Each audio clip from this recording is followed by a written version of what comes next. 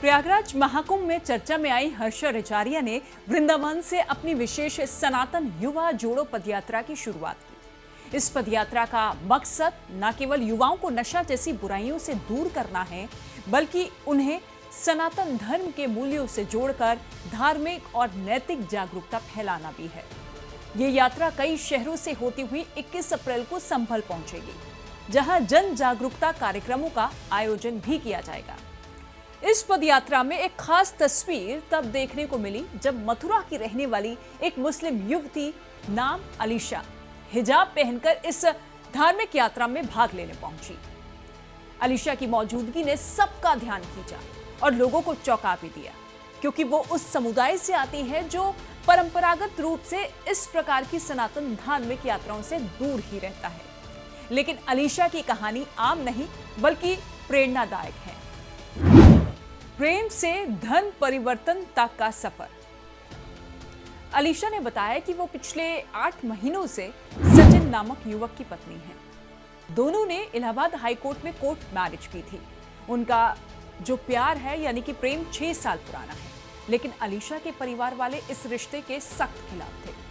बावजूद इसके अलीशा ने अपने दिल की सुनी और सचिन के साथ जीवन बिताने का फैसला किया। इस फैसले ने उसे उसके परिवार से अलग कर दिया और अब अलीशा का अपने मायके वालों से कोई संपर्क नहीं है।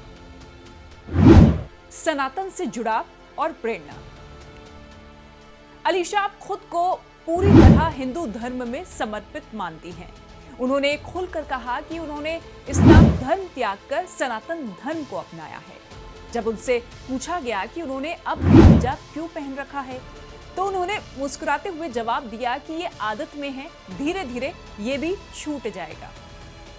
अलीशा आगे कहती हैं कि उन्हें संत प्रेमानंद महाराज के प्रवचन बेहद प्रेरणादायक लगते हैं। उनके विचारों और आध्यात्मिक शिक्षाओं से प्रभावित होकर ही उन्होंने सनातन धर्म की ओर कदम बढ़ाया। अलीशा अब प्रेमानंद महाराज को ही अपना जीवन का आदर्श मानती हैं और उन्हीं के सिद्धांतों के मार्ग पर चल रही हैं।